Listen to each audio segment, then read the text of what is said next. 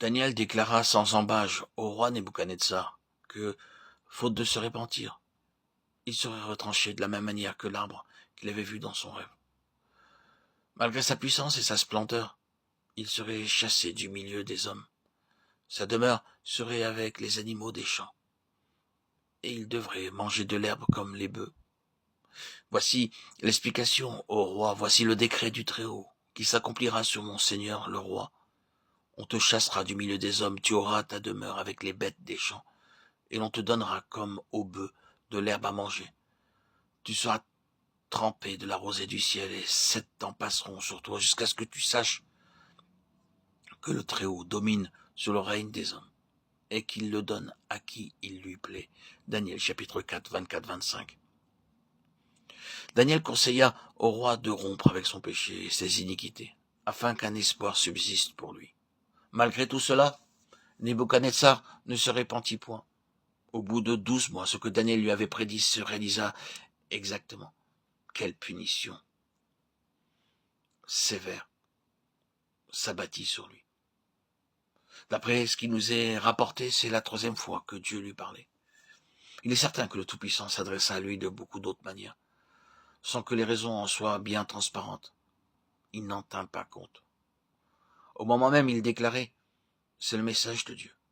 Il n'a pas son pareil. » Cependant, son cœur ne tardait pas à redevenir insensé, obstiné et aveugle.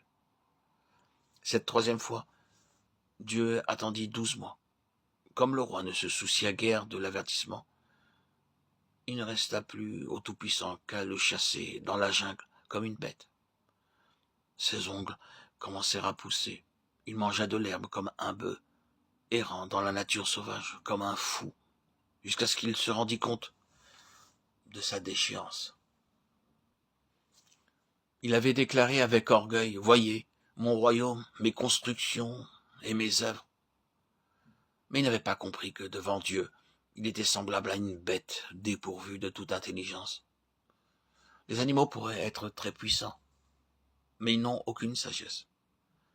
C'est précisément ce que sont devant Dieu les hommes qui s'adonnent au péché, car ils ne peuvent comprendre les valeurs éternelles. La force ou l'instruction ne représentent rien devant Dieu, et à ses yeux, les hommes ne sont rien de plus que des animaux. Lorsque le roi se mit à manger de l'herbe, sa véritable nature fut dévoilée. Il devint manifeste que cet homme n'éprouvait aucun attrait pour la nourriture céleste, que ses aspirations se tournaient vers des choses dont l'éclat est aussi éphémère que celui de l'herbe. Tant que vous garderez votre vieille nature pécheresse, vous aussi serez semblable à une bête. La volonté du Seigneur est que tous ceux qui sont nés de nouveau collaborent et prennent part à tout ce qu'il entreprend.